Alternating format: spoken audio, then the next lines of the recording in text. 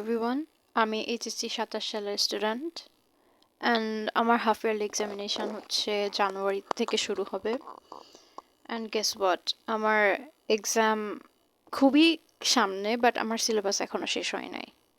And literally এখন বাজে রাত 2টার মতো, মাঝরাত। আমি ঘুমাইতে পড়ছি,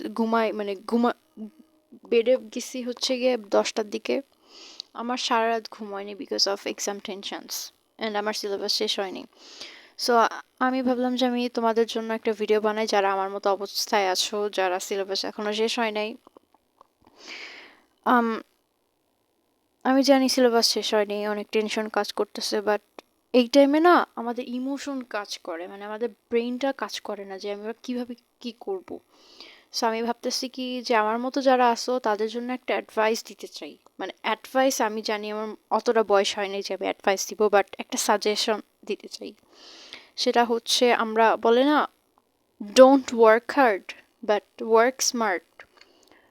সো আমি চাচ্ছি যে আমরা সেই কাজটাই করি।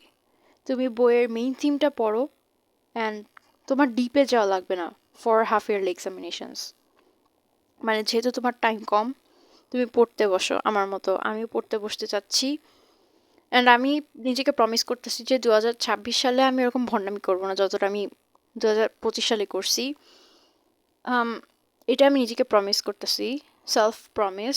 অ্যান্ড যারা আমার মতো চেঞ্জ হইতে চাও, হাফ ইয়ারলি এক্সামিনেশনে অ্যাটলিস্ট পাস করতে চাও, মানে পাস একটা মার্ক আনতে চাও, তাদেরকে আমি বলতেছি যে ভাই, ভণ্ডামি করাটা বাদ করে দাও।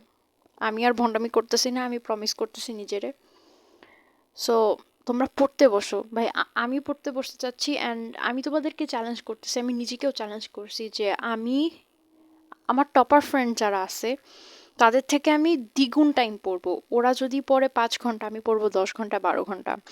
অ্যান্ড গেস হোয়াট, তোমার কাউকে দেখানো লাগবে না যে আমি, দেখো আমি 14 ঘন্টা পড়তেছি, 15 ঘন্টা পড়তেছি।